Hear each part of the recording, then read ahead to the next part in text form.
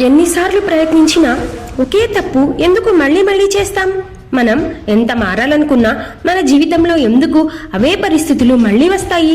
మన జీవితం ఇలా ఒక చక్రంలో ఎందుకు తిరుగుతోంది అని అర్జునుడు అడిగినప్పుడు దీని గురించి శ్రీకృష్ణుడు గీతలో ఒక అద్భుతమైన శ్లోకం ద్వారా వివరిస్తాడు.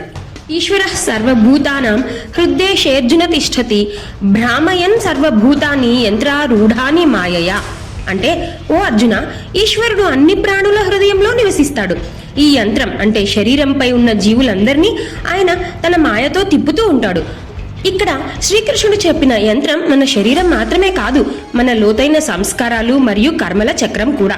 మనం మారకపోతే మన అంతర్గత స్వభావం అనే యంత్రంపై కూర్చుని అదే తప్పులను అదే పరిస్థితులను మళ్ళీ మళ్ళీ అనుభవిస్తూనే ఉంటాం. మనల్ని ఈ చక్రంలో తిప్పుతూ ఉండేది మన సంస్కారాలే మరియు మనసులో అసంపూర్ణమైన కోరికలు లేదా అపరిపక్వమైన భావాలు సెటిల్ కాకుండా ఉన్నాయి అని. ఇవన్నీ మన బ్రెయిన్లో మెమరీ బ్లాక్ లాగా స్టోర్ అయి ఉంటాయి. సిచ్యువేషన్ మళ్ళీ మళ్ళీ వచ్చినప్పుడు అదే ప్యాటర్న్ యాక్టివేట్ అవుతుంది. కృష్ణ చెప్పాడు, మన మిస్టేక్స్ రిపీట్ అవ్వడం మన బలహీనత కాదని, అని అది గుణభేదం అని, అంటే మనసులోని కండిషనింగ్ అని. మరి ప్రతిసారి రిపీటెడ్గా మిస్టేక్స్ జరుగుతూ ఉన్నాయి అంటే పాఠం ఇంకా నేర్చుకోలేదని సంగీతం. మరి యూనివర్స్ నుంచి రిపీటెడ్ ట్రిగ్గర్స్ అవుతున్నాయి అంటే హీల్ చెయ్యాలి, లెసన్ కంప్లీట్ చెయ్యి అని కాల్. అంటే పరీక్ష ఫెయిల్ అయితే ఎగ్జామ్ మళ్ళీ మళ్ళీ కండక్ట్ చేసినట్లుగా జీవితం కూడా అదే సిచ్యువేషన్ మళ్ళీ మళ్ళీ టెస్ట్ చేస్తుంది. గీతలో కృష్ణ చెప్పినట్లు మన ఆత్మ శుద్ధం, కానీ మనసులోని వాసన అంటే పాస్ట్ ఇంప్రెషన్ మళ్ళీ మళ్ళీ సిచ్యువేషన్ని అట్రాక్ట్ చేస్తాయి.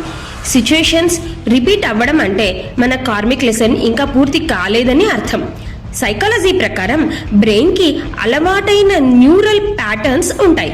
కొత్తగా యాక్షన్ మార్చకపోతే ఓల్డ్ వైరింగ్ మళ్ళీ మళ్ళీ రిపీట్ అవుతుంది. ఈ చక్రాన్ని విచ్ఛిన్నం చేయడానికి ఉన్న ఏకైక మార్గం సాక్షిగా ఉండటం.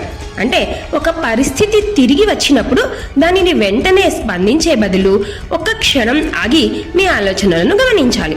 మీ అంతర్గత భావోద్వేగాలను, పాత అలవాట్లను ఒక ప్రేక్షకుడిగా చూడాలి.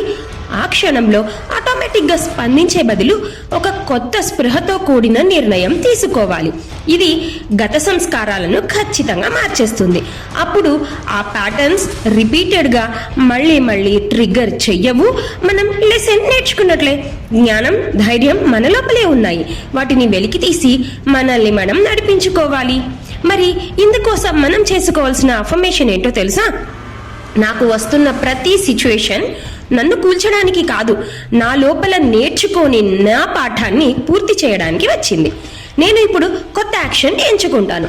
ఇప్పటి వరకు మళ్ళీ మళ్ళీ రిపీట్ చేసిన ఒక మిస్టేక్ గురించి మరి ఆలోచించండి. దాన్ని ఇక నుంచి చేయకండి.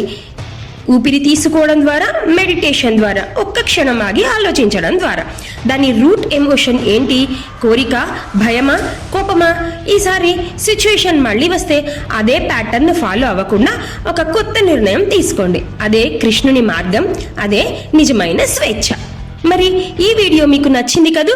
వెంటనే రిపీటెడ్ మిస్టేక్స్తో అల్లాడుతున్న మీ వారందరికీ ఈ వీడియోని షేర్ చేయండి.